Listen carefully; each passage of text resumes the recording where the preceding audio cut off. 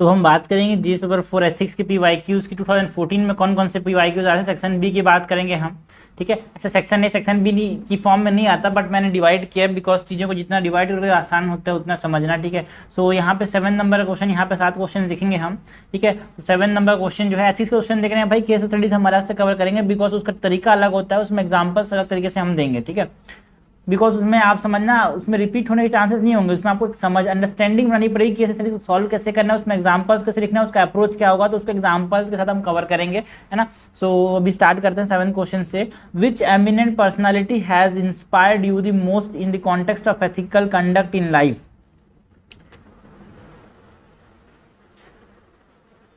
Okay, ethical conduct के बारे में कौन सी पर्सनालिटी आपको इंस्पायर किया, तो एग्जाम्पल देना है भाई किसी का भी। Give the gist of his और हर टीचिंग, उनके टीचिंग के बारे में बताना है। गिविंग स्पेसिफिक एग्जाम्पल, डिस्कस और describe how you have been able to apply this teaching for you own ethical development, for your own ethical development, ठीक है। सो फिर से एक बार क्वेश्चन पढ़ते हैं, बिकॉज 2 बार देखो पढ़ना बहुत जरूरी है, बिकॉज हमको एक अंडरस्टैंडिंग मिलता है यार, है ना। एक बार तोड़ के पढ़ो, एक बार पूरा जोड़ के पढ़ो। Which eminent personality has inspired you the most in the context of ethical conduct in life. Give the gist of his teaching. Give specific examples describing how you have been able to apply this teaching for your own ethical development, ठीक है। तो यहाँ पे हम introduce कर सकते हैं भाई, मैंने तो जो एग्जाम्पल जो मैं टीचिंग्स की बात करूंगा जो कि बहुत ज़्यादा इंस्पायर करते हैं एथिकल लाइफ में, है ना, एथिकल कंडक्ट इन लाइफ में, तो वो स्वामी विवेकानंद की एग्जाम्पल दे सकते हैं यार, ठीक है। सबसे पहले तो यहाँ पे थोड़ा सा एथिक्स के बारे में बताएंगे इंट्रोडक्शन में, एथिक्स, या फिर थोड़ा स्टेटमेंट के बारे में बता सकते हैं बॉडी के अंदर। तो यहाँ पे हम जो लिखेंगे, है ना, वो टीचिंग्स ऑफ स्वामी विवेकानंद के बारे में बता सकते हैं कि कैसे वो हमको इंस्पायर्ड करते हैं यार।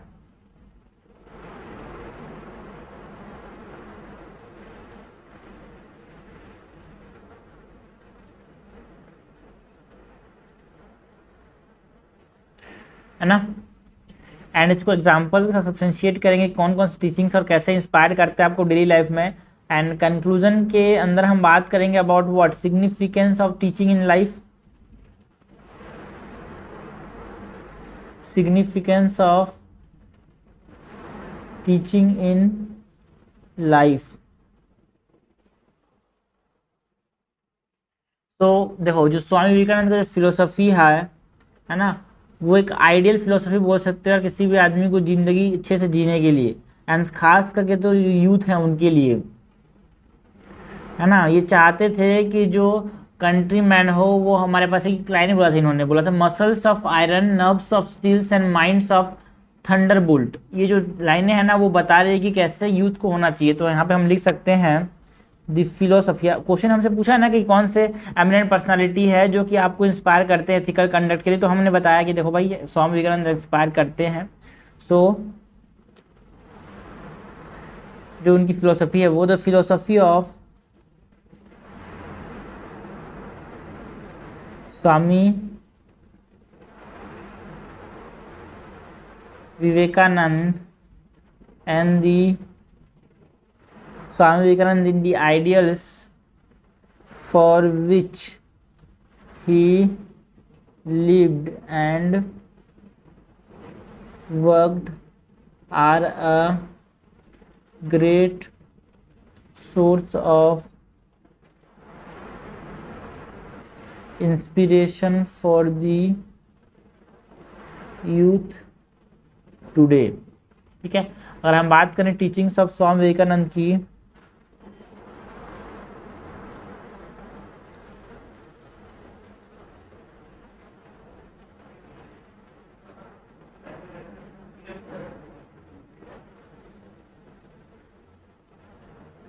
तो अगर हम इनके जो टीचिंग्स है जिसमें यहाँ पे ये बात करते हैं ब्रदरहुड की, भाईचारा मेंटेन रखना है यार।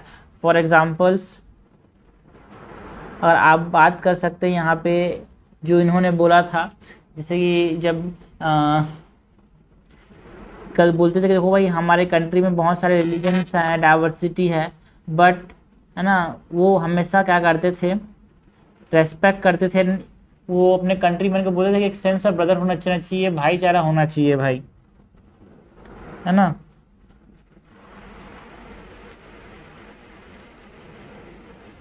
इन a country where several religions takes birth and takes birth with diversity of people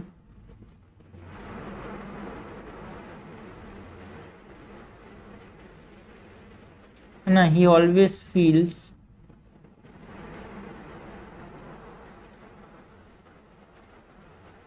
respect them। और मैं क्या सीखता हूँ ये हमसे पूछा गया है ना, give special example describe how you have been able to. देखो ये I always respect them and feel a sense of brotherhood with the countryman.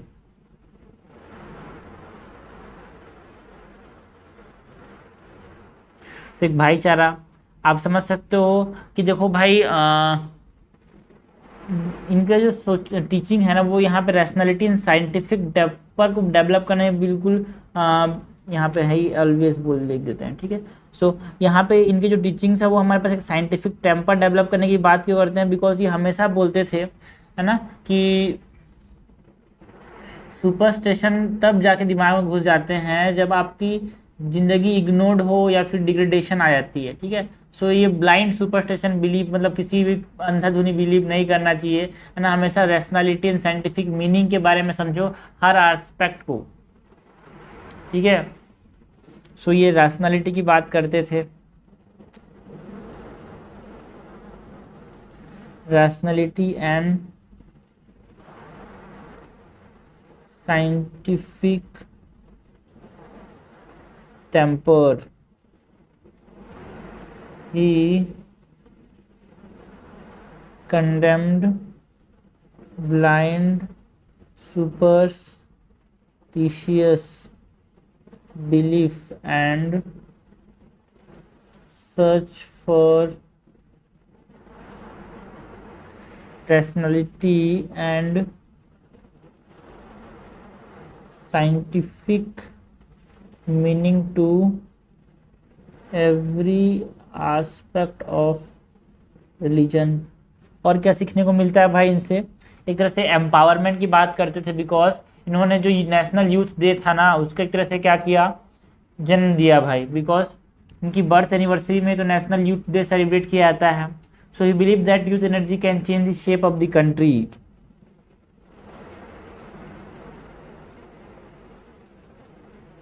Okay, his birth anniversary is celebrated as National Youth Day because he believed that youth energy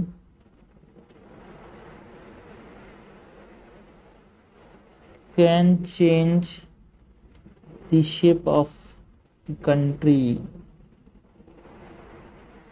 है ना। और एक तरह से ये बहुत ज़्यादा एक स्पिरिचुअल एंड रिलीजियस मैन थे, है ना, बिकॉज ये हर आदमी से मानते थे कि गरीबों की सेवा करो, है ना, जो ऑप्रेस्ड मिलियंस है उनको सेवा करो, बिकॉज उनकी सेवा ही क्या है, भगवान को पाने का एक जरिया है यार, ठीक है। ऐसा नहीं कि आप भगवान की पूजा करो, तो लोग जिन जो गरीब जो मुश्किल में है उसकी सहायता करना ही भगवान की पूजा, ये इस फिलोसफी पे चलते थे और बिल्कुल सही भी है यार।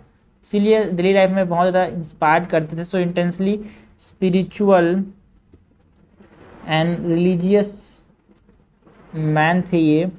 For example he asked all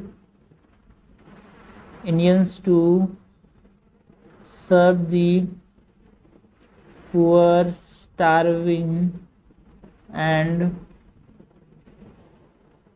oppressed millions as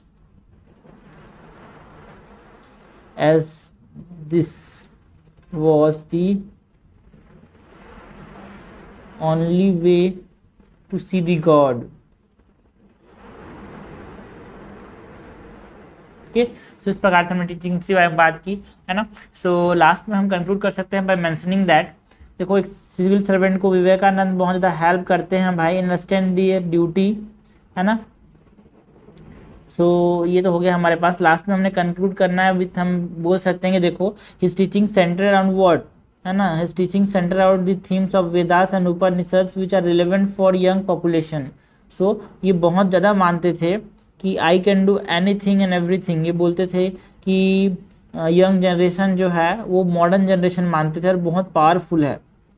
वो बोलते थे कि they can do everything and everything, है ना, उनके पास एक ऐसी क्षमता होती है जिससे वो क्या कर सकते हैं, भारत को एक विश्व गुरु बना सकते हैं। तो यहाँ पे कंक्लूड कर सकते हैं by mentioning that Swami Vivekananda believe that the young generation which is called the modern generation is very powerful.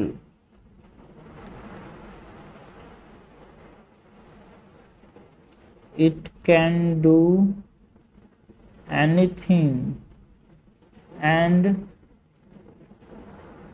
everything and has an internal power to revive the whole country and realize his own or his dream of making Bharat a Vishwa Guru once again. Has the, तो आप conclude तो यहाँ तक ही कर सकते हो यार, ठीक है, बट इसको हम लिख इसलिए बिकॉज हमको समझ आना भी जरूरी है कि आपके पास एक फोल्डर रहे ना, eternal power to even revive the, या फिर आप यहाँ पे लिख सकते हो यहाँ तक, ठीक है, eternal power to revive the whole country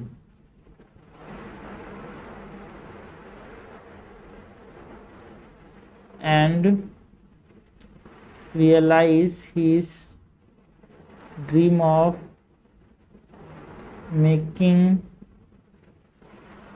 Bharat a Vishwa Guru once again.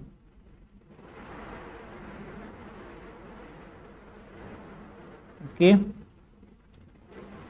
सो इस प्रकार से हमने कंक्लूड किया भाई। क्वेश्चन क्या था, क्वेश्चन था which eminent personality has inspired you the most in the context of ethical conduct in life, give the gist of his teaching and give specific example, describe how you have been able to apply this teaching on your own ethical development. तो हमने जो eminent personality हम उसको बहुत ज़्यादा inspired किया, वो हमारे पास स्वामी विवेकानंद है, बिकॉज ये बात करते थे कि देखो भाई जो यूथ है ना वो एक तरह से आइडियल है उनके लिए ये, बिकॉज इन्होंने बात की है बहुत ब्रदरहुड की कंट्री में हमारे पास जो डाइवर्सिटी है, बर्थ जो सेवरल रिलीजियस डाइवर्सिटी है हमारे पास, है ना, वो सब चीज़ को हमको मेंटेन रखना है यार, है ना, हमारे पास रेस्पेक्ट करना है हर आदमी के सेंस को, है ना, उनकी सोच की ताकत को, है ना, तो एक तरह से भाईचारा मेंटेन रखना है, हर चीज़ की रैशनैलिटी एंड साइंटिफिक टेम्पर बनाने की बात करते हैं वो, है ना, कि किसी बंधाधुनी किसी भी अंधविश्वास पे नहीं पड़ना है, सुपरस्टिशियस बिलीफ पे नहीं पड़ना है, हर चीज़ के लिए रैशनैलिटी तर्क खोजने हैं यार। इन्होंने एम्पावरमेंट की बात की, देखो भाई इसीलिए इनके बर्थ एनिवर्सिटी में क्या बनाया जाता है, नेशनल यूथ डे मनाया जाता है, बिकॉज ये बोलते थे कि जो यूथ एनर्जी है ना वो शेप कर सकता है किसी भी कंट्री को,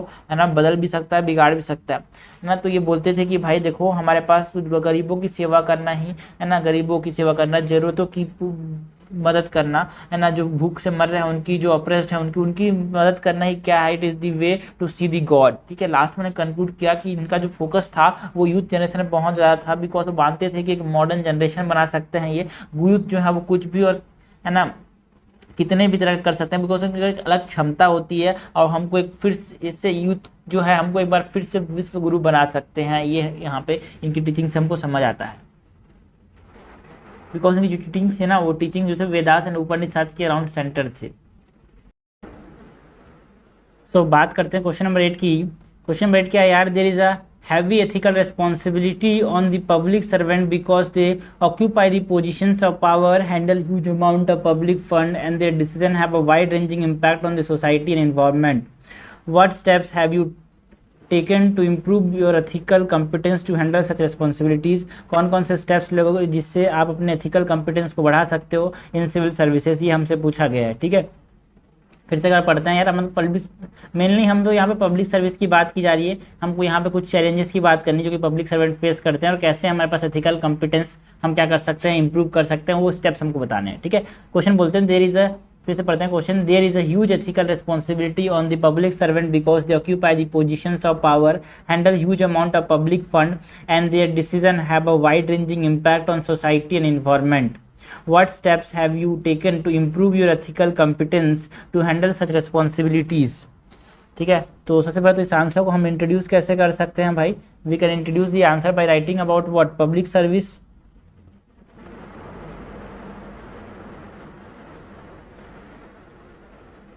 ओके, तो यहाँ पे हम इंट्रोडक्शन ऑफ पब्लिक सर्विस के अंदर बारे में लिखेंगे। बॉडी के अंदर हम क्या बता सकते हैं भाई, पहले तो हमारे पास जो चैलेंजेस फेस करते हैं पब्लिक सर्विस और में पब्लिक सर्वेंट, उसकी बात करेंगे यार। challenges that public servant faces and कैसे कौन कौन से स्टेप्स ले सकते हैं, steps to improve the ethical competence, वो बताएंगे एंड एग्जाम्पल से सब्सटेंशिएट करेंगे यार। कंक्लूजन के अंदर एक वे फॉरवर्ड के साथ कंक्लूड कर देंगे। सो पब्लिक सर्वेंट के बारे में सही बोला है कि देखो भाई, है ना, हमारे पास वो होल्ड करते हैं बहुत सारे ग्रेट रिस्पॉन्सिबिलिटीज़। तो पब्लिक सर्वेंट को अगर अच्छे से वो मतलब पब्लिक इंटरेस्ट में अगर काम करते हैं तो बहुत ज़रूरी है भाई, मतलब बहुत अच्छा रहेगा समाज के लिए। तो इस तरह से हम इंट्रोड्यूस कर सकते हैं by mentioning that public servant hold a great responsibilities to serve the public interest with integrity and ethical conduct, है ना। तो कैसे हमारे पास इसके कॉम्पिटेंस को इम्प्रूव कर सकते हैं, तो बहुत सारे स्टेप्स सीधा बात करेंगे यार, है ना। सो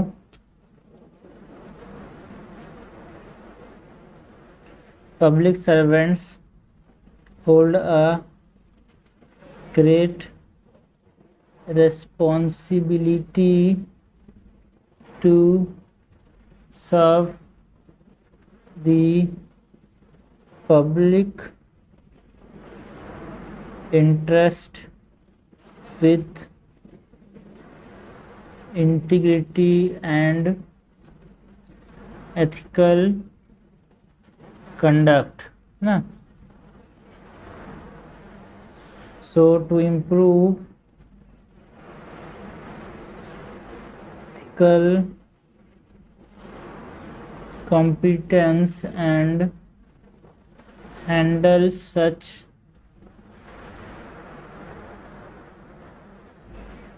responsibility, public servants can take several steps। And steps में क्या क्या आते हैं भाई, education and training,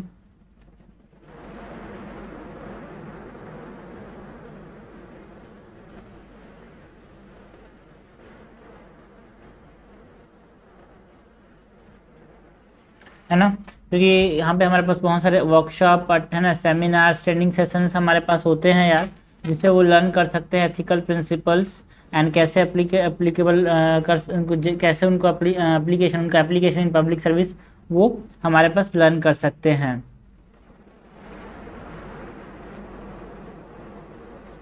public servants can attend workshops, seminars and training sessions to learn about ethical principles and their application in public service। तो education training programme ले सकते हैं। कुछ कोड ऑफ एथिक्स होते हैं यार, है ना, उसको यहाँ पे इनको क्या करना चाहिए, फॉलो करना चाहिए।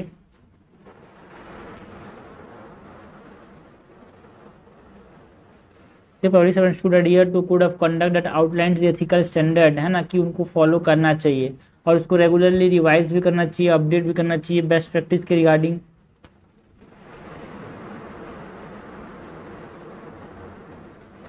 Servants should adhere to a code of ethics that outlines the ethical standards they are expected to follow। और क्या कर सकते हैं भाई, हमारे पास है ना पब्लिक सर्वेंट जो है सेल्फ रिफ्लेक्शन में रेगुलर इंगेज कर सकते हैं कि उनकी जो वैल्यू सिस्टम में बिलीफ है, बिहेवियर है, वो ठीक से काम कर रहे हैं कि नहीं। अगर कुछ इंप्रूवमेंट की ज़रूरत होगी तो उसको, है ना, एक तरह से ये एथिकल अवेयरनेस जनरेट कर रहा है यार। कंसल्टेशन की बात कर सकते हैं, because public servant can seek an advice and guidance from the colleagues, mentors and जो कि एक्सपर्ट्स हैं in the field. So consultation,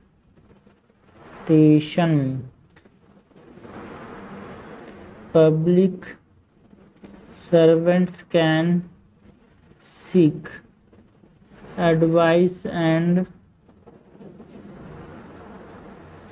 guidance from colleagues, mentors and other experts in the field। और क्या कर सकते हैं यहाँ पे, अकाउंटेबिलिटी एंड ट्रांसपेरेंसी के लिए, है ना, इन पे सबसे जरूरी क्या है, they should avoid to willing to admit their mistake, ठीक है ना, and take corrective action when जरूरी है तब।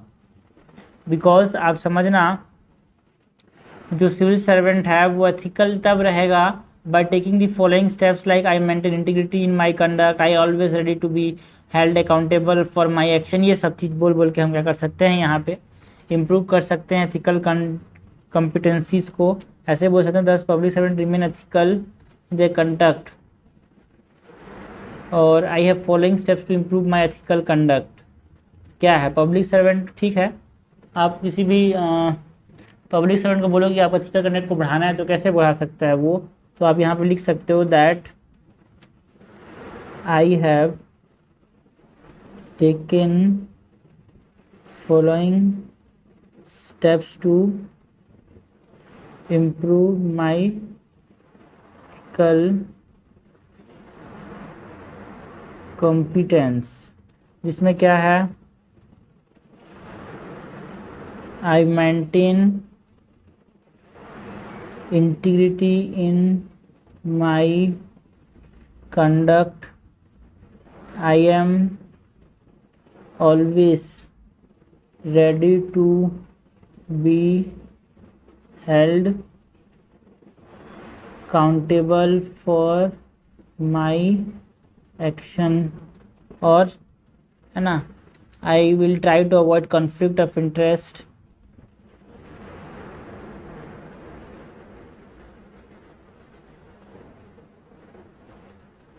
और क्या करना चाहिए भाई, I will don't use public resource और पर्सनल गेन,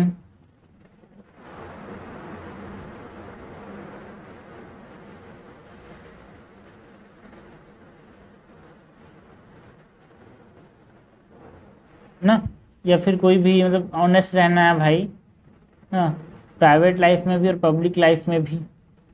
ये सब चीज़ें हम क्या कर सकते हैं, एक तरह से एथिकल कॉम्पिटेंस ला सकते हैं। लास्ट में हमने कंक्लूड किया बाय मेंशनिंग दैट, है ना, overall public servant has a great responsibility to serve the public interest with integrity and conduct by taking the steps, है ना, जो हमने ऊपर बताए हैं, to improve the ethical competence they can ensure that, है ना, their decision and action have a positive impact on society and environment। ठीक है, एक और चीज़ लिख सकते हैं यहाँ पे कि I try to remain honest in my public as well as private life, so thus by taking steps to improve their ethical competence, they can ensure that their decisions and actions have a positive impact on society and the society and environment। तो इस प्रकार से हमने इस answer conclude किया। भाई question क्या था?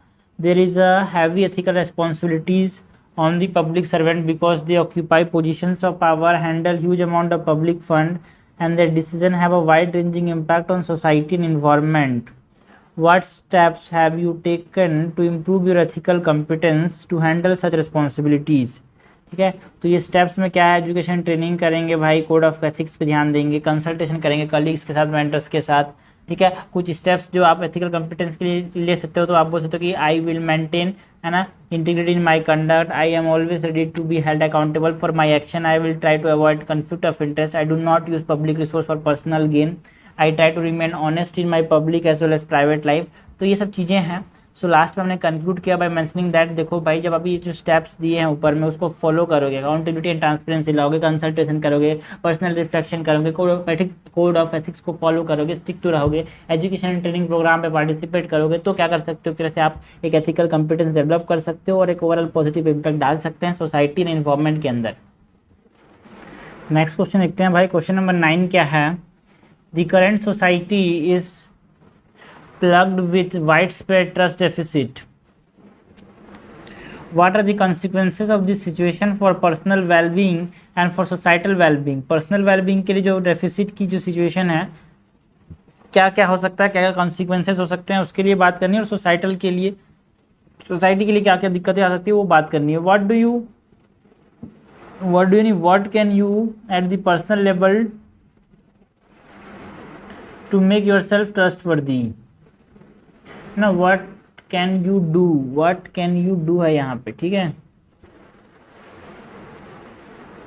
Do at the personal level की हमको क्या कर सके, ट्रस्टवर्दी बना सके। फिर से पढ़ते हैं क्वेश्चन को। The current society is plugged with wide spread trust deficit, what are the consequences of this situation for personal wellbeing and for societal wellbeing, है ना। What can you do at the personal level to make yourself trustworthy? सबसे पहले तो हम introduce कर सकते हैं भाई। इंट्रोड्यूस कैसे कर सकते हैं? हम यहाँ पे ट्रस्ट के बारे में बता सकते हैं। What is trust? ट्रस्ट के बारे में बता सकते हैं विद अ कॉन्टेक्स्ट, है ना। बॉडी के अंदर क्या कर सकते हैं? कॉन्सिक्वेंसेस ऑफ दिस सिचुएशन, जो ट्रस्ट डेफिसिट का जो सिचुएशन है उसको कॉन्सिक्वेंसेस की बात कर सकते हैं in personal and social level.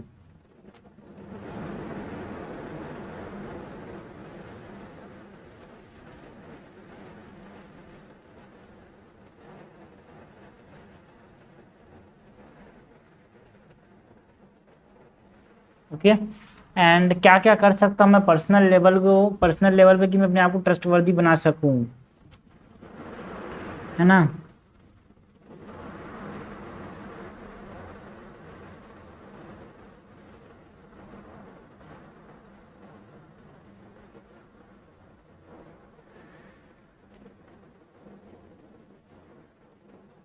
वो बताना है। एंड उसके बाद कंक्लूड कर सकते हैं कैसे भाई? With a prospective way ahead.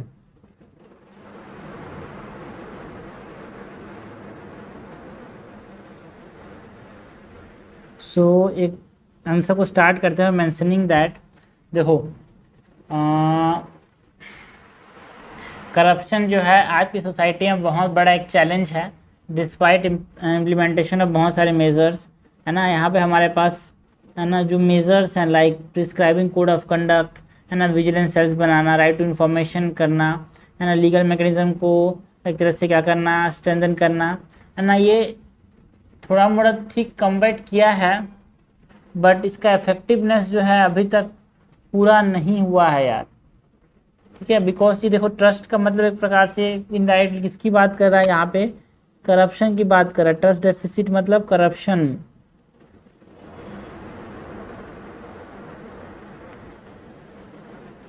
Okay,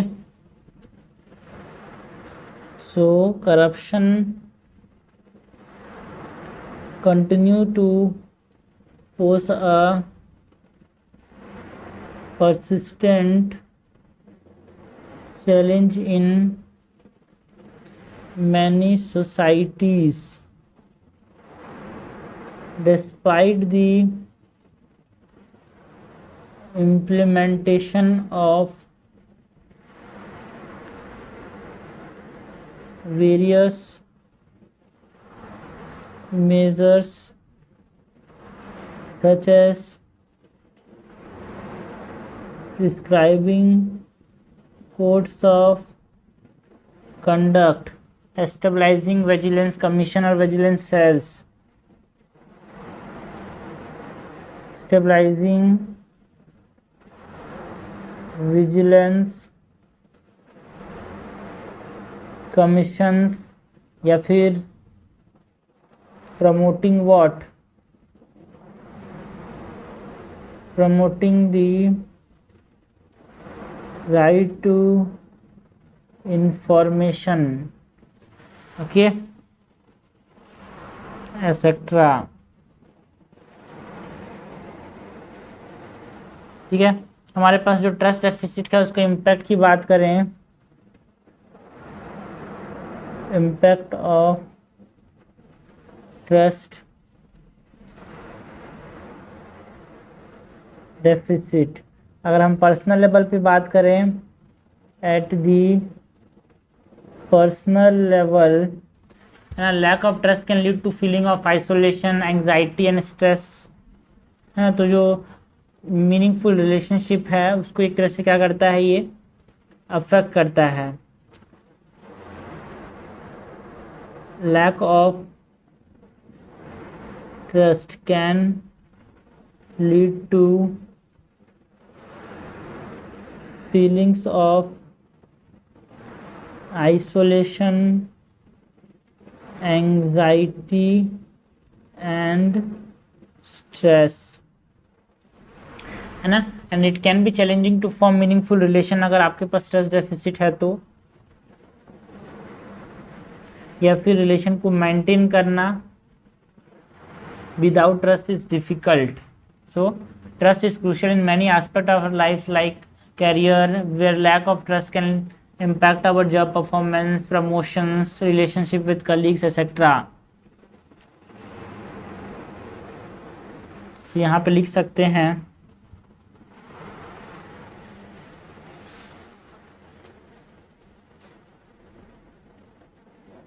additionally trust is crucial in many aspects of our lives such as our careers, where a lack of trust can impact job performance,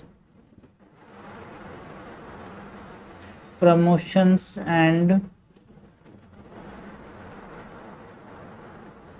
relationship with colleagues। Okay, ये हो गया personal level पे। अगर हम बात करें societal level पे, so at the societal level,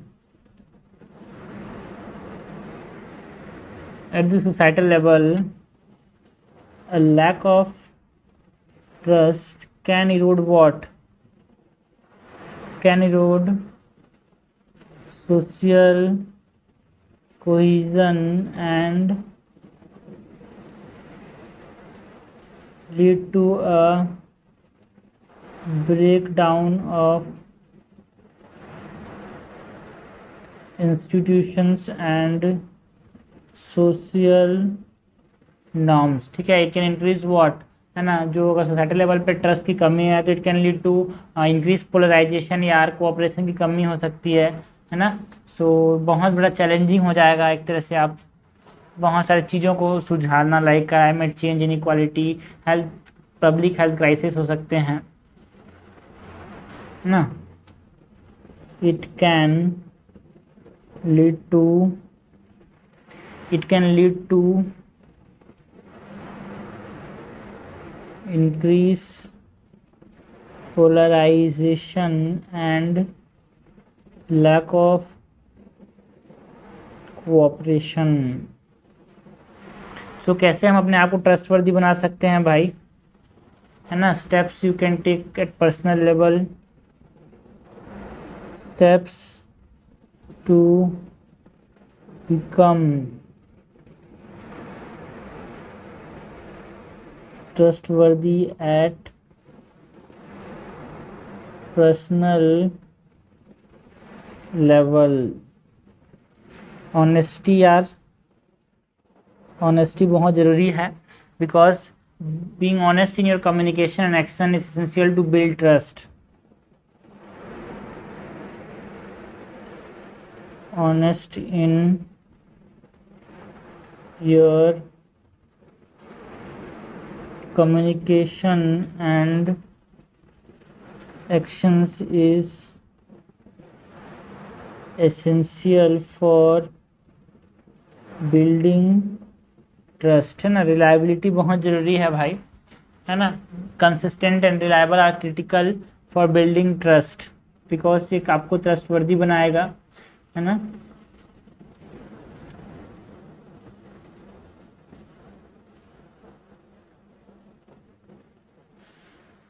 being reliable and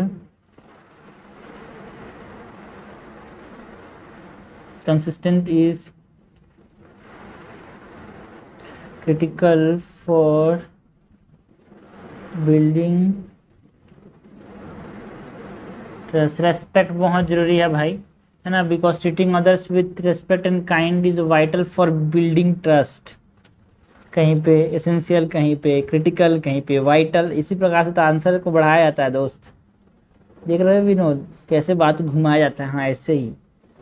so treating other with respect and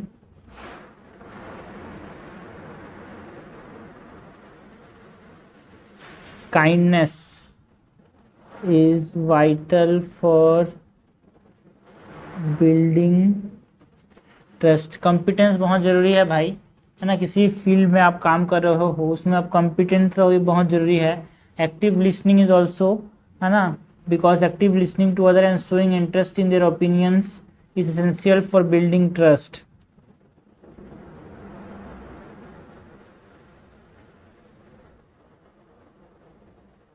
actively listening to others and showing interest in their opinions and concerns is also essential for building trust. So इस प्रकार से आप क्या कर सकते हो, trust अपने आप बता सकते हो। तो इन कंक्लूजन हम बोल सकते हैं that lack of trust can have a significant consequences on personal and societal wellbeing. So to make our self, हम रिलायबिलिटी, है ना। सो इस तरह से हम कंक्लूड कर सकते हैं by managing that by doing so we can help build a stronger relationship. ये जो ऊपर में दिए हुए हैं स्टेप्स, है ना, bye doing so, thus by doing so we can help, और बस मैसेज है ना, thus by doing the taking the above step we can help build a stronger relationship and contribute to a more cohesive and cooperative societies। thus by taking the above steps we can help build stronger relationship and contribute to a more cohesive and cooperative society. So question क्या था भाई?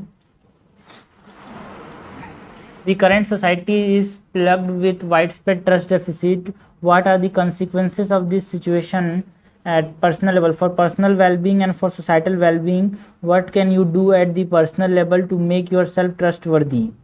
ठीक है, सो ये हमारे पास क्या बताना चाह रहा है, करप्शन जो है आज के में बहुत ज़्यादा परसिस्टेंट है भाई, बिकॉज है ना, और बहुत सारे मेजर्स लेने के बाद भी ये परसिस्टेंट है यार। फॉर एग्जांपल हमने बहुत सारे कोड ऑफ कंडक्ट बनाए हैं, उसके बाद भी हमारे पास ख़त्म नहीं हो रहा है ये, है ना। इफेक्टिव तो है बट उतना इफेक्टिव नहीं जितना होना चाहिए। विजिलेंस कमीशन बनाया, राइट टू इन्फॉर्मेशन एक्ट, बहुत सारे और भी स्टेप्स लिए, बट हाँ करप्शन एक बहुत बड़ा चैलेंज है, बिकॉज ट्रस्ट की कमी से ही तो क्या आता है करप्शन। इम्पैक्ट ऑफ ट्रस्ट की बात करें तो पर्सनल लेवल पे क्या होता है, आइसोलेशन, एंग्जाइटी, स्ट्रेस हो सकता है यार। हमारे अगर जॉब की बात करें, अगर कैरियर के अंदर, तो परफॉर्मेंस में कमी आ सकता है, प्रमोशन को दिक्कत कर सकता है, रिलेशनशिप है ना अफेक्ट कर सकता है।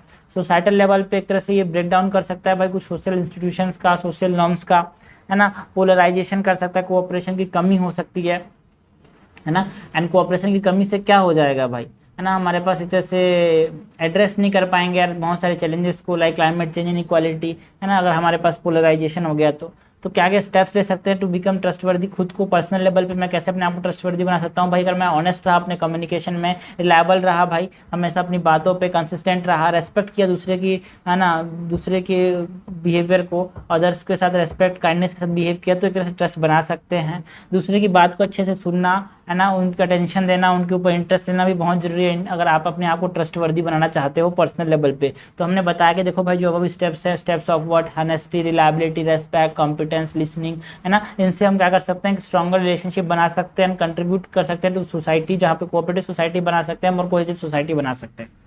Okay,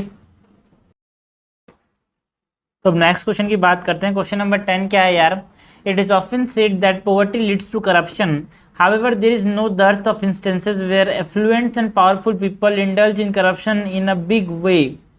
What are the basic causes of corruption among peoples? हमसे क्या पूछा गया है, causes of corruption की बात की जा रही है, and support your answer with examples, example के साथ बताने हैं। मतलब जनरली ये बोला जाता है कि भाई गरीबी जो है वो करप्शन की जन्म देती है, बट हमारे पास ऐसा कहीं नहीं लिखा हुआ है कि जो अमीर लोग हैं वो करप्शन नहीं करते, ठीक है। सो एक बार फिर से पढ़ते हैं यार, it is often said that poverty leads to corruption, however there is no dearth of instances where affluent and powerful people indulge in corruption in a big way. What are the basic cause of corruption among people? Suggest your answer with examples. हमको कारण बताने हैं corruption के, ठीक है। तो इस तरह के हमारे पास आंसर को हम कैसे इंट्रोड्यूस कर सकते हैं भाई, we can introduce the answer by interlinking about poverty and corruption.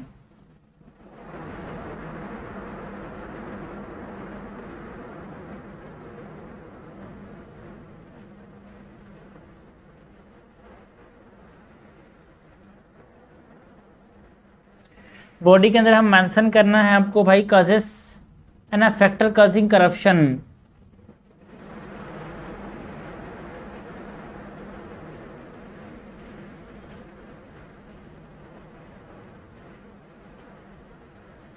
Example के साथ हम बताएं कैसे भाई एफ्लुएंट एंड पावरफुल पीपल्स भी करप्शन करते हैं।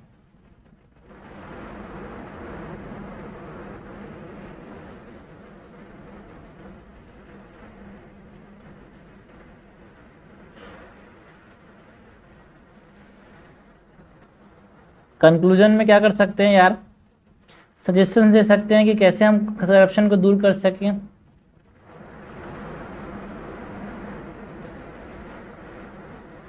सो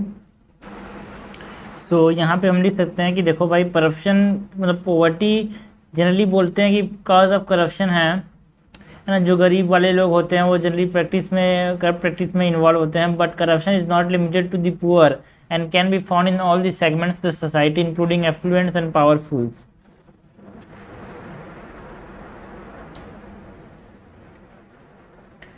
Often तो हम एक तरह से स्टेटमेंट को एक्सप्लेन कर रहे हैं, cause of corruption as individuals in poverty stricken areas में resort to corrupt practice to meet their basic needs, but however corruption is not limited to poor. Okay, ये हमारे पास all segments of society and can be found in all segments of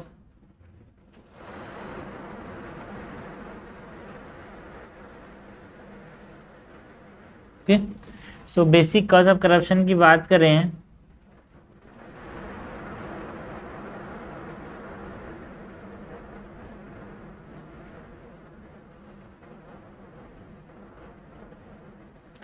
basic cause of corruption क्या है? पहले तो लालच है भाई, greed है ना. Many people engage in corrupt practice because of the greed for power, money, other material benefit, है ना.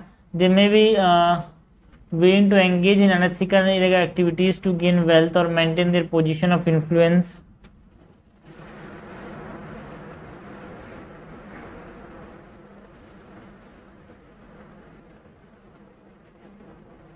Willing to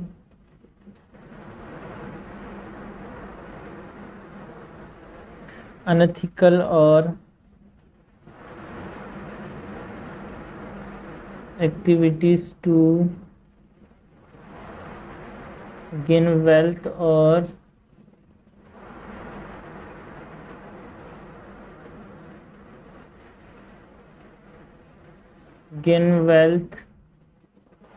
power or other material benefits. तो एक तो लालच हो गया, एंड दूसरा हो सकता है लैक ऑफ अकाउंटेबिलिटी बाई, जहाँ पे अकाउंटेबिलिटी नहीं होती, ट्रांसपेरेंसी कमी होती है, एंड दिस इंस्टीट्यूशन और this organization can lead to corruption.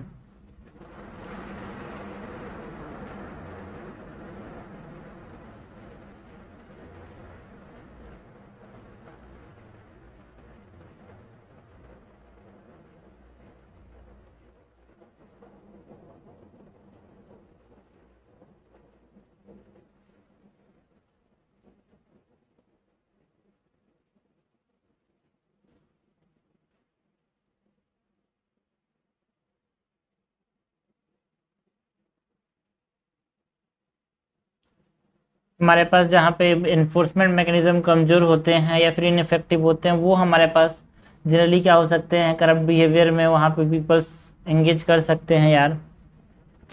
So weak और इनफेक्टिव इन्फोर्समेंट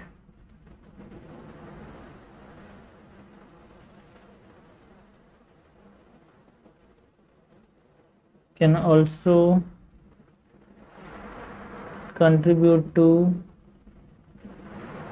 corruption, है ना. एक कल्चर भी कभी कभी यहाँ पे प्रमोट हो जाता है यार सोसाइटीज़ के अंदर. बहुत लोग बोलते हैं कि करप्शन के बिना जीना जरूरी है, मतलब जीना मुश्किल है ना, अनअवॉइडेबल, ऐसा भी बोलते हैं. तो वो भी एक तरह से आप बोल सकते हो. बट हाँ, एग्जांपल्स की बात करें जहाँ पे एफ्लुएंट्स या फिर पावरफुल पीपल भी यहाँ पे करप्शन के अंदर एंगेज हुए थे, कि ऐसा नहीं कि गरीब लोग ही करप्शन करते हैं यार.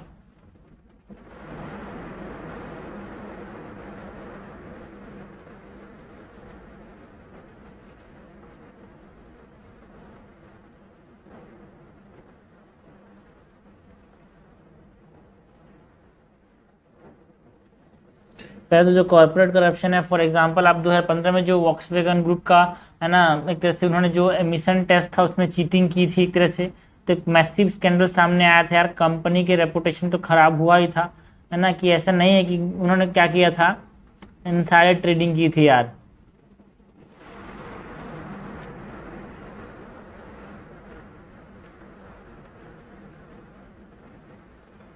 कॉर्पोरेट करप्शन का अगर एग्जांपल दें तो इन 15 दी Volkswagen group was found to have cheated emission test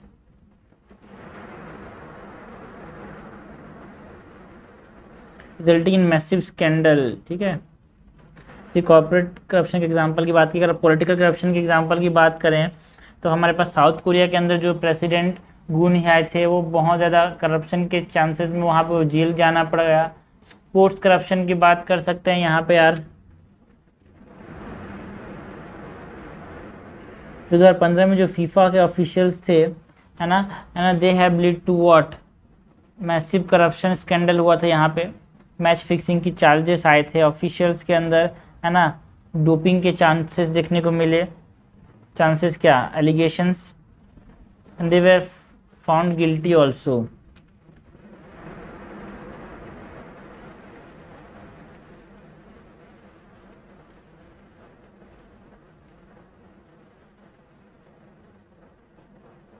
Officials were arrested and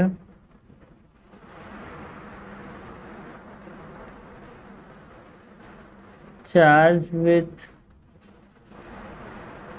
corruption leading to major football scandal यार। ठीक है, तो हम लास्ट में कंक्लूड कर सकते हैं by mentioning that while poverty can be a contributing factor to corruption, corruption can also or can be found in all segments of society. The basic cause of corruption among people include greed, lack of accountability, weak enforcement mechanism, and a culture of corruption. So it is essential to address this underlying cause to eliminate corruption and promote ethical behavior. यहाँ पे लिख सकते हैं while poverty can be a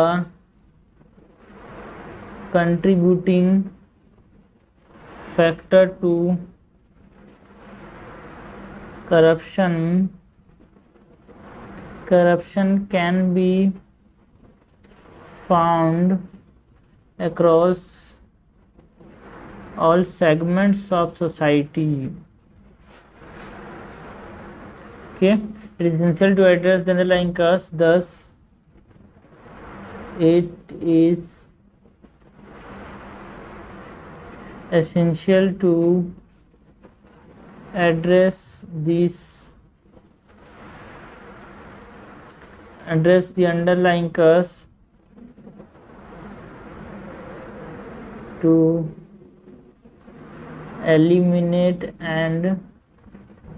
eliminate corruption and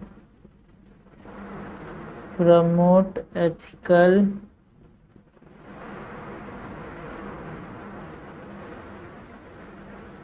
behaviour.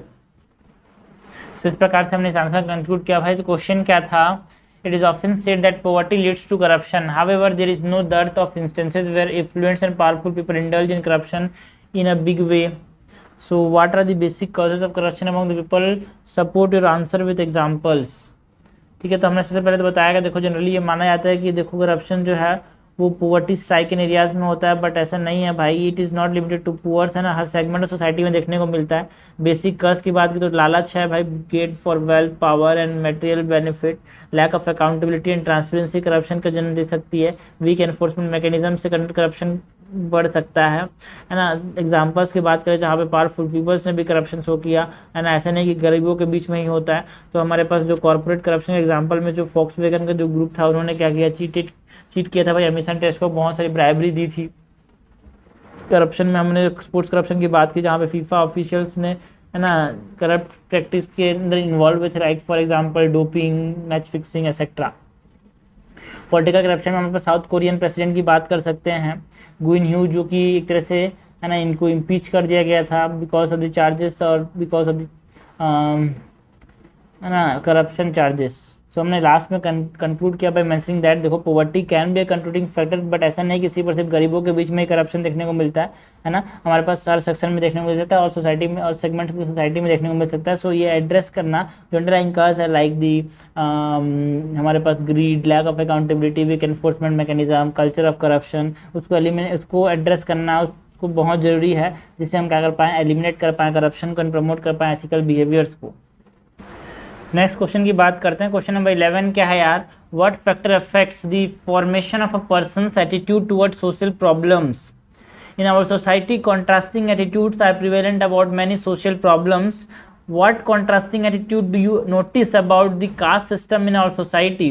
How do you explain the existence of this contrasting attitude? ठीक है, तो ले देखिए हमारे पास जो क्वेश्चन है, it is revolving around what, attitude toward social problem. ठीक है, एक तरह से बिकॉज एथिक्स में आप समझना, जनरल स्टडीज और एथिक्स में आपको डिफरेंशिएट करना जरूरी है कि भाई क्वेश्चन का हमको पूछ क्या रहा है। तो यहाँ पे आपको कास्ट सिस्टम के बारे में नहीं पूछ रहा है, सोशल इश्यूज का क्वेश्चन नहीं है, इट इज अबाउट एथिक्स। तो यहाँ पे आपको एटीट्यूड की बात करनी है, यहाँ पे आपको क्या करना है, पर्सनल। देखो यहाँ पे क्या लिखा हुआ है, एटीट्यूड की बात हो रही है। तो फिर से अगर क्वेश्चन पढ़ते हैं, तो यहाँ पे हमको contrasting views of cast system की बात तो करनी ही करनी है, but formation of personal attitude पे कौन कौन से फैक्टर्स अफेक्ट करते हैं वो हमको बताना है, एंड यहाँ पे चीजें को सॉल्व करनी है। ठीक है, तो क्वेश्चन फिर से पढ़ते हैं। What factor affects the formation of a person's attitude toward social problems? पहला part, in our society contrasting attitudes are prevalent about many social problems. What contrasting attitude do you notice? हमको खुद बताना है caste system में आप क्या क्या contrasting attitude देखने को मिलता है, and how do you explain the existing of this contrasting attitude? तो हमको इसको एग्जांपल्स के साथ बताने हैं। ठीक है, सो सबसे पहले तो हम यहाँ पे इंट्रोड्यूस कर सकते हैं भाई by giving something about attitude, because this question is not about caste system, this question is not about social problems and this question is about attitude. ठीक है, तो हमको यहाँ पे एटीट्यूड की, बिकॉज एथिक्स के अंदर यही तो एक इंपॉर्टेंट टर्म है सिलेबस के अंदर। बॉडी में हम क्या करेंगे भाई, factors that is affecting the formation of persons attitude की बात करेंगे।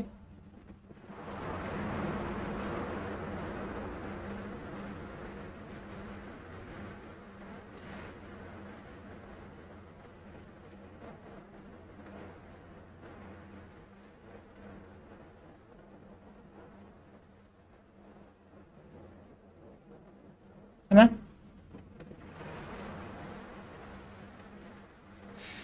उसके बाद हमारे पास कुछ कॉन्ट्रास्टिंग व्यूज की बात करेंगे of the caste system in our society.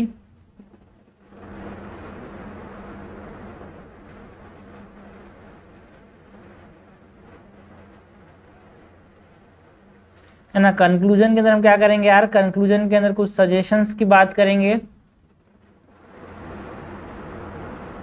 या फिर वे फॉरवर्ड की। ठीक है, सो फॉर्मेशन ऑफ एटीट्यूड की बात करनी है। तो देखो, जो formation of persons attitude toward the social problems, it is influenced by several factors, जहाँ पे पर्सनल एक्सपीरियंस होते हैं, कल्चर आता है, सोसाइटल नॉर्म्स आते हैं, एजुकेशन आता है, मीडिया एक्सपोजर होता है। ठीक है, तो एक तरह से हमने क्रक्स में इंट्रोडक्शन में उसको बताया, फिर बाद में उसको एक्सप्लेन करेंगे। ठीक है, so the formation of a person's attitude toward social problems can be influenced by several factors, including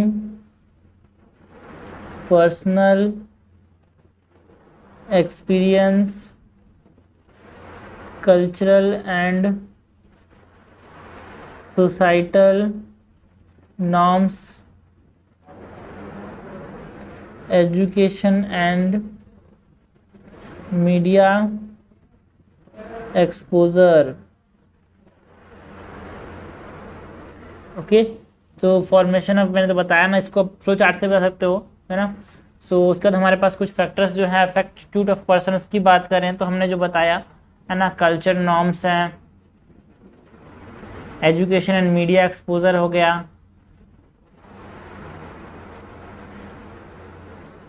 तो थोड़ा सा एक्सप्लेन कर देते हैं यार।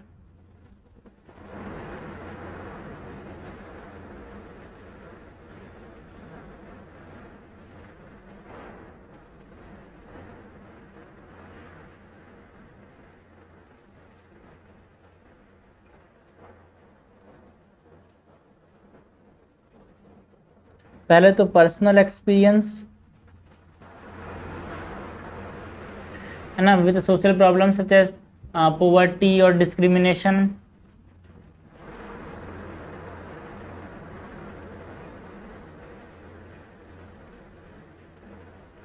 Can shape individual attitude toward the issue।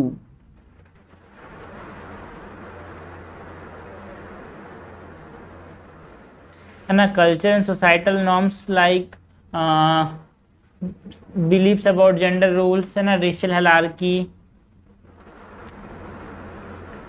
Cultural and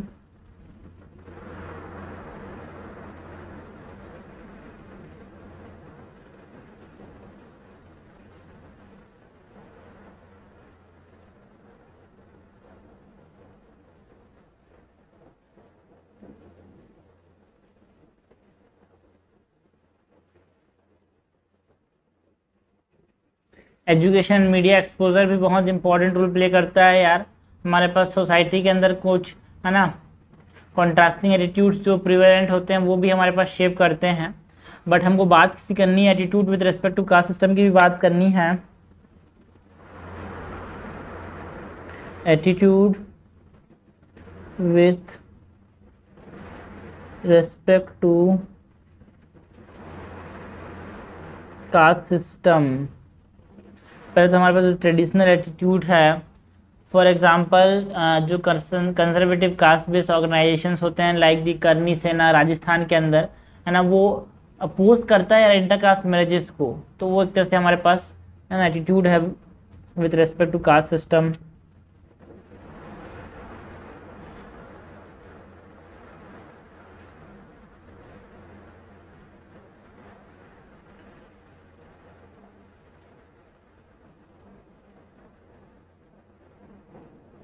conservative caste based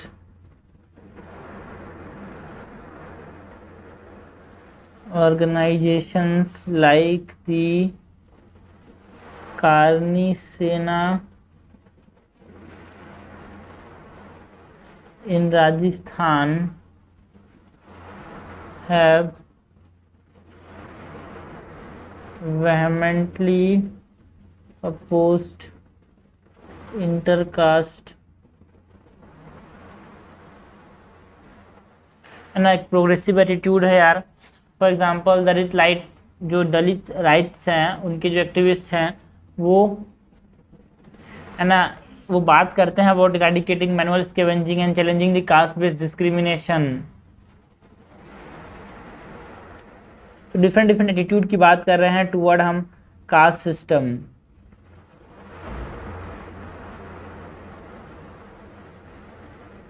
Dalit right activist and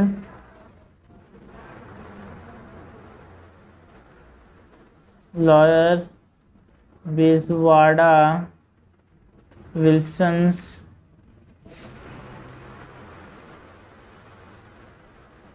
effort और toward एरेडिकेटिंग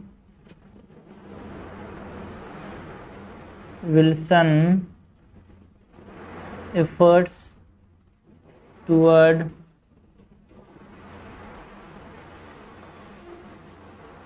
eradicating manual scavenging and challenging caste discrimination।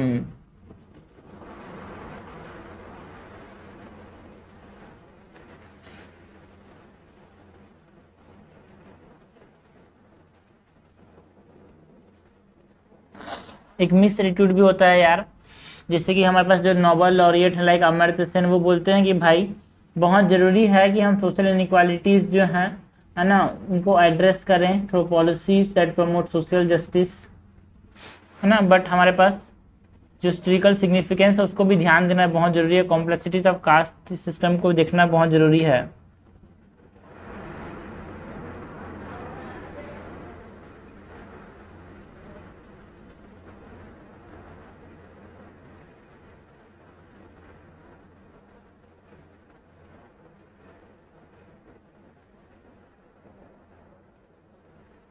argues the need to address social inequality through policies.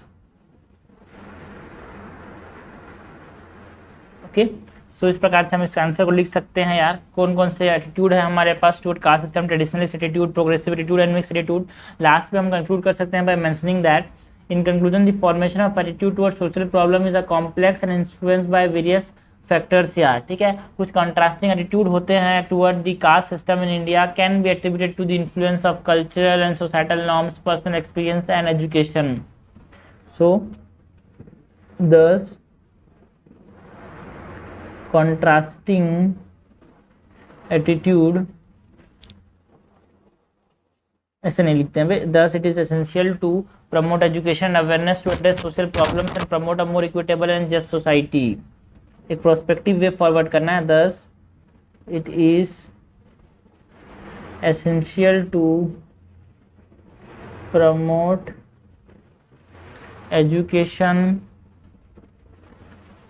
education and awareness to address social problems and promote a more equitable and just society।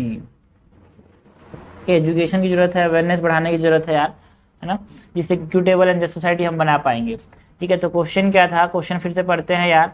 What factors affect the formation of a person's attitude toward social problem in our society? Contrasting attitudes are prevalent about many social problems. What contrasting attitude do you notice about the caste system in our society and how do you explain the existence of this contrasting attitude? ठीक है, सबसे पहले तो हमने क्या बात की भाई इंट्रोडक्शन में, एटीट्यूड, पर्सनल एटीट्यूड होता क्या है यार?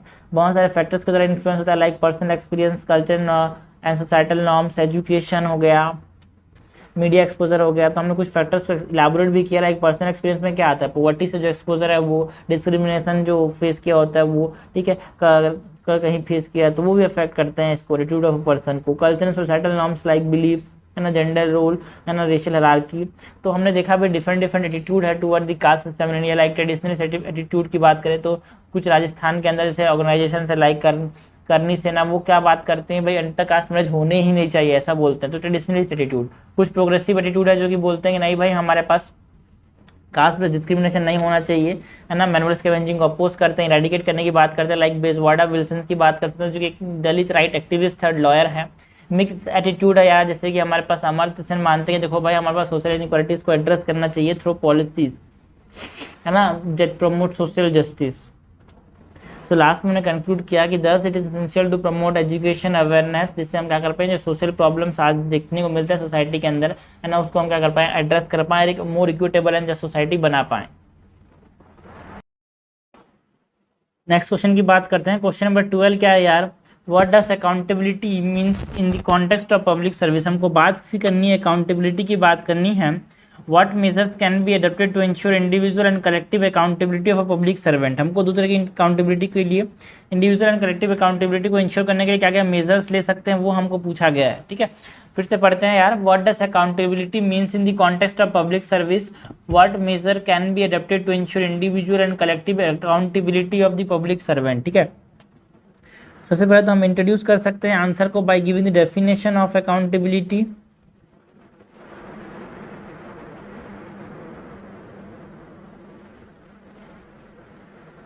बॉडी के अंदर हम किसकी बात कर सकते हैं भाई? बॉडी के अंदर हम इंपॉर्टेंस की बात कर सकते हैं of accountability in public service.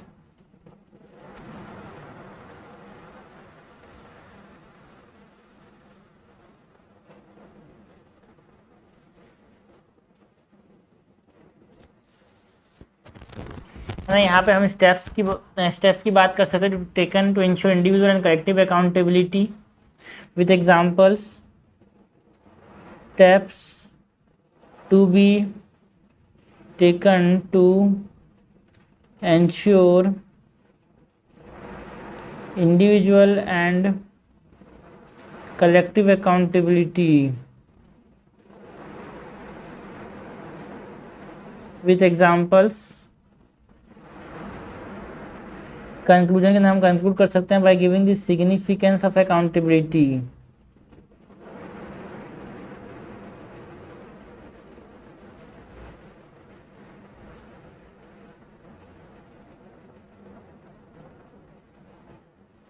So introduce कर सकते हैं mentioning that accountability in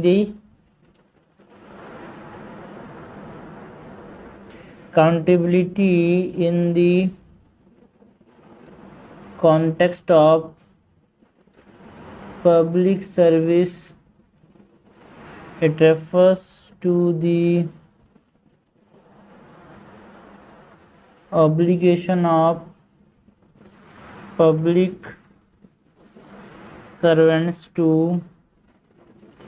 answer for their actions and decisions and to be responsible for the consequences of their action।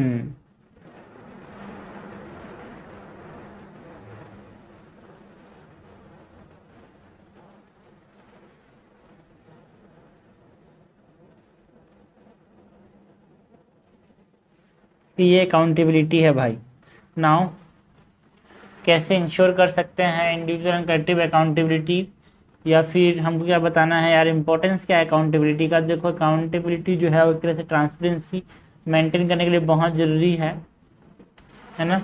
And कैसे हम इंश्योर कर सकते हैं इंडिविजुअल एंड कलेक्टिव रिस्पॉन्सिबिलिटी और accountability की बात करें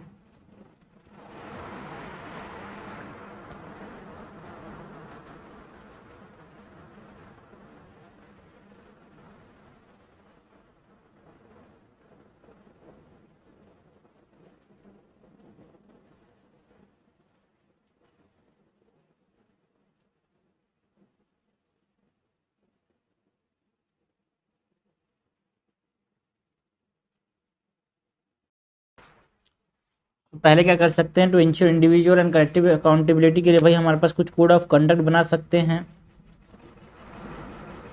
okay, so developing code of conduct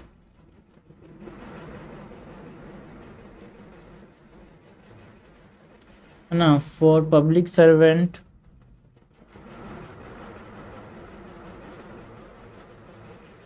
can help set standards for ethical behavior and promote accountability।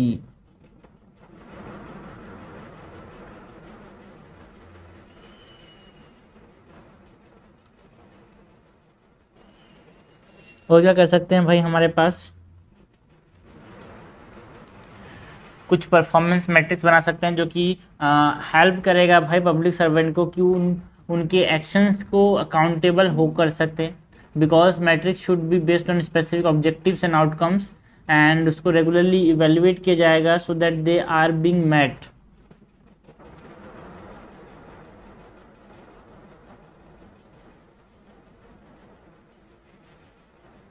कुछ परफॉर्मेंस मैट्रिक्स देख सकते हैं यहाँ पे, ठीक है।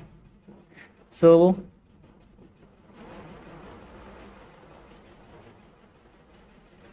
Should be based on specific objective and outcomes,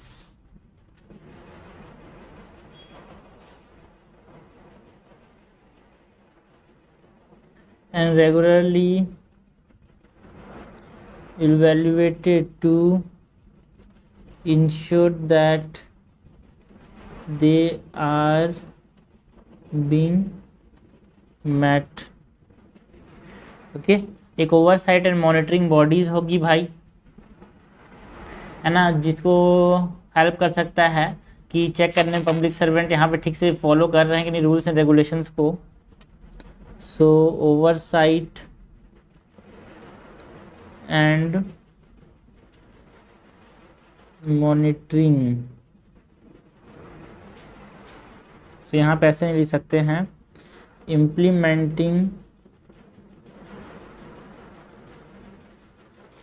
oversight and monitoring mechanisms can help ensure that public servants are following the rules and regulations.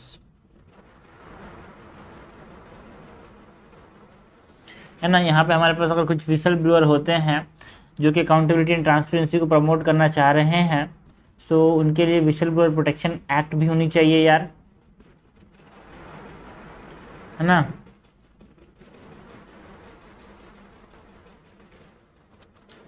So providing protection for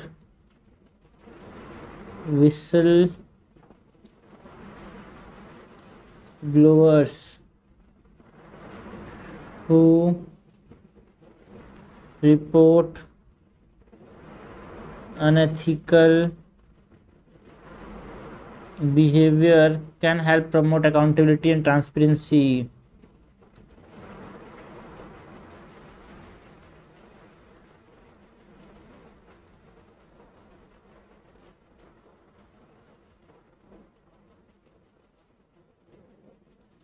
यानी यहाँ पे कुछ training and development opportunities provide कर सकते हैं public servants को, जिससे वो हमारे पास एथिकल बिहेवियर, है ना, एक तरह से डेवलप कर पाएँ, जिसमें हमारे पास, है ना, कोड ऑफ कंडक्ट के बारे में, कंप्लायंस के बारे में, एथिक्स के बारे में बता सकते हैं पब्लिक सर्वेंट्स को।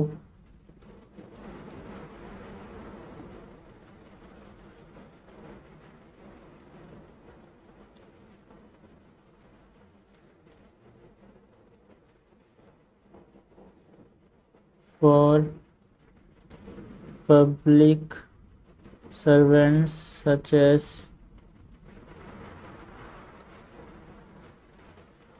training on code of conduct, compliance and ethics। तो ये सब चीज़ें भाई हमारे पास ट्रांसपेरेंट कम्युनिकेशन को भी बढ़ावा दे सकते हैं, जो कि प्रमोट करेगा अकाउंटेबिलिटी एंड ट्रस्ट को। सो इस तरह से हम क्या कर सकते हैं, हमारे पास इंडिविजुअल एंड कलेक्टिव रिस्पॉन्सिबिलिटी ला सकते हैं पब्लिक सर्वेंट्स के अंदर। सो लास्ट में हम कंक्लूड कर सकते हैं by mentioning that the implementation of this measure can help to ensure that the public servant are held responsible for their action and decision, जिससे क्या होगा, एक more efficient and effective government बन पाएगा यार, जो कि सर्व करता है पब्लिक नीड्स को।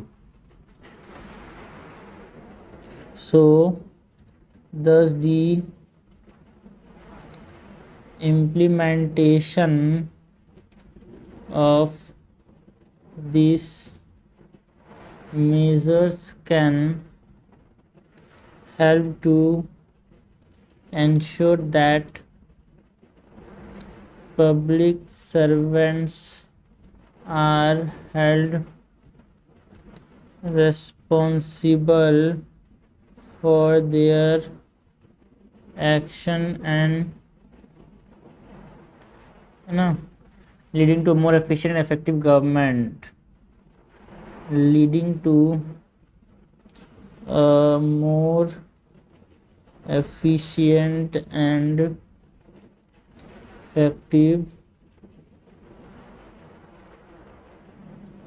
गवर्नमेंट। ओके, तो इस प्रकार से हमने क्वेश्चन को कंक्लूड किया। भाई क्वेश्चन क्या था, what does accountability means in the context of public service. तो हमने ये बताया what measures can be adopted to ensure individual and collective accountability of the public servant. तो मेन क्वेश्चन हमारा यही था। मेजर्स में हमने बताया like for example performance matrix. तो पहले तो हमने बताया कि अकाउंटेबिलिटी क्या है ना। अकाउंटेबिलिटी पब्लिक सर्विस में है क्या, ये ऑब्लिगेशंस है कुछ पब्लिक सर्वेंट्स के अंदर, जिनमें उनके जो एक्शंस हैं, उनके डिसीजंस होते हैं, उनके कॉन्सिक्वेंसेस उनको झेलने पड़ते हैं। कैसे हम इंश्योर कर सकते हैं इंडिविजुअल एंड कलेक्टिव रिस्पॉन्सिबिलिटी की, तो उसकी हमने बात की भाई। कुछ कोड ऑफ कंडक्ट बना सकते हैं जिससे एक set of ethical standard and behaviour को प्रमोट किया जाएगा, है ना। कुछ परफॉर्मेंस मैट्रिक्स बना सकते हैं जिससे रेगुलरली, है ना, उनको चेक किया जाएगा यार, उस जो कि कैसे किस पे ऊपर बेस्ड होंगे, ऑब्जेक्टिव्स एंड हमारे पास आउटकम्स के ऊपर बेस्ड होंगे, जो कि हेल्प करेंगे to access the performance of public servant. ठीक है, हमारे पास एक ओवरसाइट एंड मॉनिटरिंग मैकेनिज्म्स को इम्प्लीमेंट कर सकते हैं, जो कि, है ना, ये चेक करेगा कि पब्लिक सर्वेंट जो है रूल्स एंड रेगुलेशन से एडहेयर कर रहे हैं कि नहीं, इंश्योर करेगा ये, है ना। कुछ whistle blower protection act protection act हम यहाँ पे इम्प्लीमेंट कर सकते हैं, जिससे एक तरह से अकाउंटेबिलिटी एंड ट्रांसपेरेंसी को प्रमोट करेगा। जो विसल ब्लोअर्स है, जो कि अनएथिकल बिहेवियर को या फिर रॉन्ग डूइंग को यहाँ पे रिपोर्ट कर रहे हैं, उनको ये बचा के रखेगा यार, है ना। कुछ ट्रेनिंग एंड डेवलपमेंट मैकेनिज्म्स को भी यहाँ पे हम डाल सकते हैं, जिससे हमारे पास, है ना, वो पब्लिक सर्वेंट के अंदर एक ethical behaviour and accountability promote करेगा। और भी बहुत सारे लाइक ट्रांसपेरेंट कम्युनिकेशन के सिस्टम यहाँ पे ला सकते हैं, जिससे एक तरह से ट्रस्ट बिल्ड होगा यार, एंड अकाउंटेबिलिटी को प्रमोट करेगा। सो लास्ट में हमने कंक्लूड किया बाय मेंशनिंग दैट 10 जो ये मेजर्स ऊपर हमने बताया, like code of conduct, performance matrix, oversight and monitoring, whistle blower protection, training and development, transparent communication, this are all measures can ensure that public servant जो होंगे अपने decisions, अपने action के लिए अकाउंटेबल होंगे, जिससे एक एफिशिएंट एंड इफेक्टिव गवर्नमेंट देखने को मिलेगा, जो कि क्या करेगा, बढ़ाएगा ट्रस्ट को किसके ऊपर, है ना, जो कि पब्लिक सर्विस के जो कि सर्व करेगा पब्लिक इंटरेस्ट को। नेक्स्ट क्वेश्चन की बात करते हैं। क्वेश्चन नंबर 13 क्या है यार, we are witnessing the increase instances of sexual violence against women in the country. Despite existing of legal provision against it, the number of such incidents is on rise. Suggest some innovative measures to tackle this menace. ठीक है, हमको एक तरह से sexual violence के जो issues हैं उसको सॉल्व करने के लिए कुछ मेजर्स की बात करनी है ना, इनोवेटिव मेजर्स की बात करनी। तो सबसे पहले तो एक बार फिर से पढ़ते हैं यार, we are witnessing increase instances of sexual violence against women in the country despite existing legal provisions against it, the number of such incidents is on the rise, suggest some innovative measures to tackle this menace. ठीक है, सबसे पहले तो हम introduce कैसे कर सकते हैं यार, we can introduce by giving about writing about something related to sexual violence या फिर data related to it.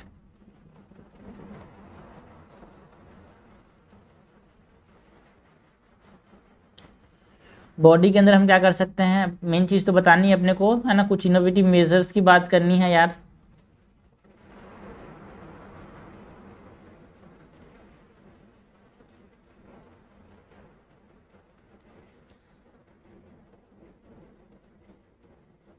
Okay, and government ने क्या क्या स्टेप्स लिए हैं उसकी भी बात कर सकते हैं, बट उतना जरूरी नहीं है, मेन ये हमसे पूछा गया है।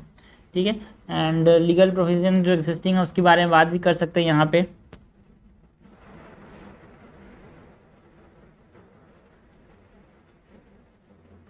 लास्ट में हम कंक्लूजन में कंक्लूड कर सकते हैं with a prospective way ahead, करना क्या चाहिए इन द फ्यूचर।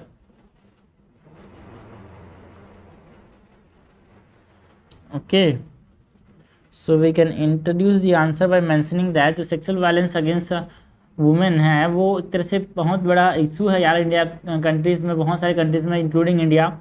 जो इंक्रीजिंग नंबर ऑफ इंसिडेंट्स है ना, ये क्यों है, maximally it is due to the inbuilt patriarchal attitude of the society which believes in women carrying traditional roles. ठीक है, like mother, sisters and wife, है ना, bearer of family, community name and honour, है ना। But ये जो है एक मेन कारण है, ऐसे बोल सकते हो। Increasing number of incidents of sexual violence is due to inbuilt patriarchal attitude of society which believes in women carrying traditional role of mother, sisters and wife and be bearer of family and community name and honor.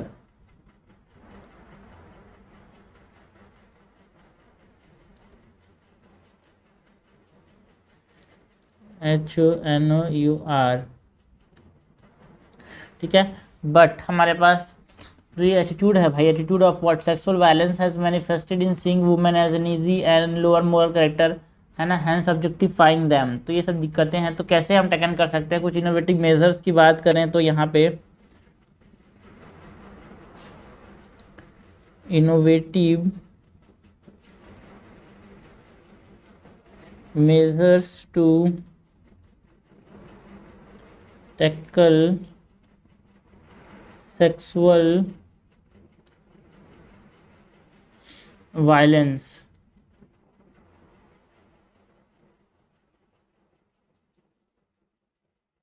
सबसे पहले तो देखो भाई, सबसे ज़रूरी क्या है यार, community mobilization, because it is very important and crucial role है भाई against sexual violence against women, because है ना, एक तरह से promoting community awareness and education, है ना, it is possible to create a culture of zero tolerance toward sexual violence. Community mobilization by promoting community awareness and education, it is possible to create a culture of zero tolerance toward sexual violence. Awareness and education बहुत ज़रूरी है। हम यहाँ पे technology का use कर सकते हैं। For example using a mobile apps, panic button, GPS tracking system can enable women to, है ना, alert authorities and seek help in case of emergency. Use of technology, the use of mobile apps, panic buttons and GPS tracking systems can enable women to alert authorities and seek help in case of an emergency। Okay, तो इस प्रकार से हम इसका इस्तेमाल कर सकते हैं। कुछ एम्पावरमेंट प्रोग्राम्स हैं यार, है ना, उनको एक तरह से हम सेल्फ रिलायंट असर्टिव बनाएंगे वुमेन्स को। जेंडर सेंसिटिव ट्रेनिंग भी बहुत ज़रूरी है यार। फॉर एग्जांपल यहाँ पे gender sensitive training programs can sensitize laws enforcement official, medical officials and other stake holder to the meanings of gender based violence. ठीक है, हमारे पास कुछ पॉलिसी रिफॉर्म्स भी ला सकते हैं। सो ये सब चीज़ यहाँ पे लिख देते हैं यार। ठीक है, empowerment programme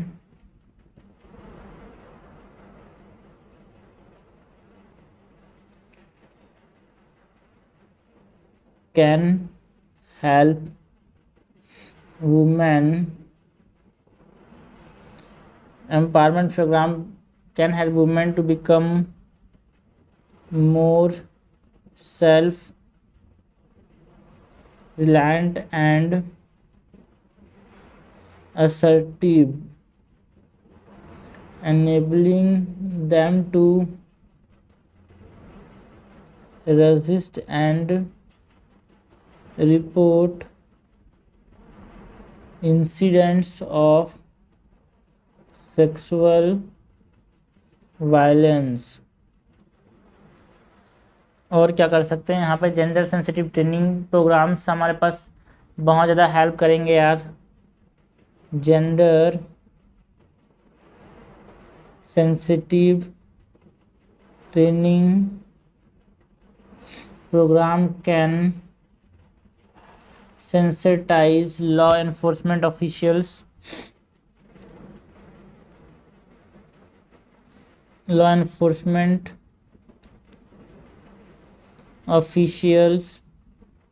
medical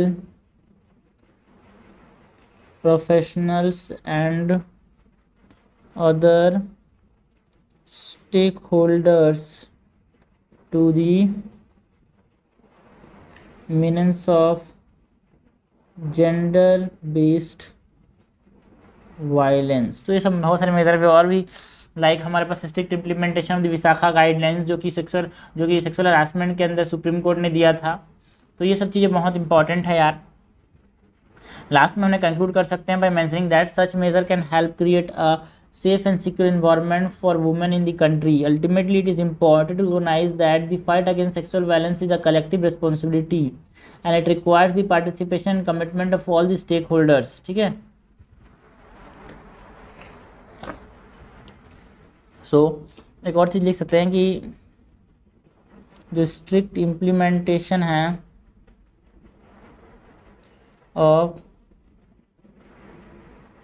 Vishakha guidelines by supreme court, है ना। सो लास्ट में कंक्लूड कर सकते हैं हम 10, है ना। अल्टीमेटली यहाँ पे ऐसे लिख सकते हैं, ultimately it is important to recognize that the fight, okay, it is ultimately important that the fight against sexual violence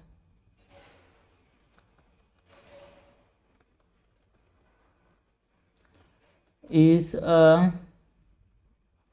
collective responsibility and it requires the participation and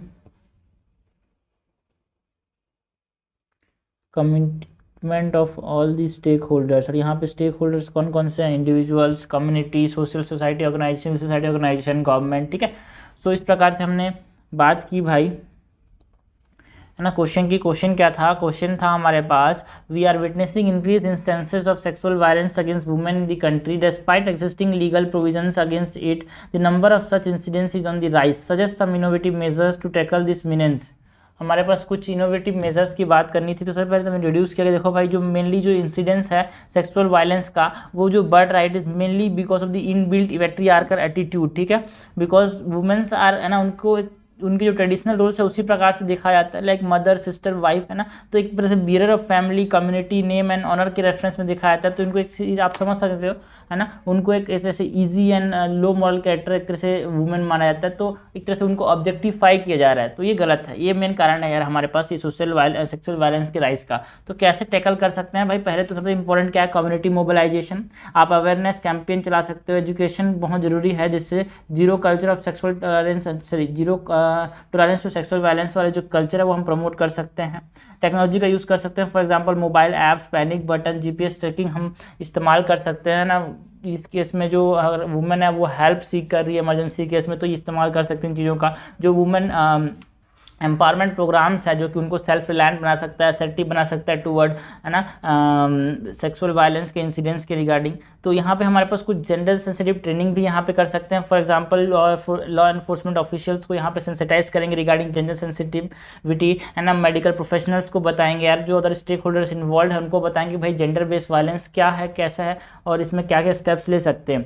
हमारे पास जो सुप्रीम कोर्ट ने जो विशाखा गाइडलाइंस 2013 के अंदर किए थे on sexual harassment, उसका स्ट्रिक्ट इंप्लीमेंटेशन होना चाहिए। सबसे जरूरी है भाई to reduce the instances of sexual violence. तो यहाँ पे हमारे पास सबसे इंपॉर्टेंट कंक्लूड हमने किया by mentioning that ultimately important क्या है? Ultimately it is important to recognise क्या कि हमारे पास एक कलेक्टिव रिस्पॉन्सिबिलिटी की बहुत बड़ी जरूरत है यार, जितने भी स्टेक होल्डर्स हैं। फॉर एग्जांपल जो इंडिविजुअल्स इन्वॉल्व हैं, सारे इंडिविजुअल्स हैं ना, communities, civil society organisation and the government, जब आपस में ये अच्छे से कमिटमेंट इनका बहुत जरूरी है, इनका पार्टिसिपेशन बहुत जरूरी है ना, जिससे तब भी हम क्या कर पाएंगे, जो इंस्टेंसेस हैं इसके सेक्सुअल वायलेंस के उसको कम कर पाएंगे। So this is all about the question 2024 में 2014 में जो क्वेश्चन आए थे यार एथिक्स के अंदर। ठीक है, तो सेक्शन ए में हमने 6 क्वेश्चन देखे, सेक्शन बी में हमने 7 क्वेश्चन देखे। तो ये क्वेश्चन ऐसे हैं जिससे आपको आइडिया होगा कि भाई यूपीएससी, देखो आप ऐसा समझना कि एथिक्स में मेन चीज़ें तो ही आ रही है, एक इंटीग्रिटी, एक एटीट्यूड, है ना। बाकी जो चीज़ें हैं ना वो आप समझना, चीज़ें रिपीट होती है यार, है ना, क्वेश्चंस रिपीट होंगे बिकॉज इतना वास्ट सिलेबस है कि आपके पास क्या दिमाग में रखना है नहीं रखना है सोच के कंफ्यूज हो जाओगे। तो जो PYQs हैं उसके जो कंटेंट है वो तो दिमाग में होने ही चाहिए, बिकॉज आप उसको कहीं भी इस्तेमाल कर सकते हो यार, GS 1 2 3 4 कहीं भी इस्तेमाल कर सकते हो, ऐसे के अंदर भी। पहले हम किस पे फोकस करेंगे? GS 4 पे, फिर ऑप्शनल जो एंथ्रोपोलॉजी है अपना, उसके बाद ऐसे ये जो है यहाँ पे ये गेम चेंजर्स हैं यार, है ना, दिस कैन मेक और ब्रेक दी मेंस रिजल्ट।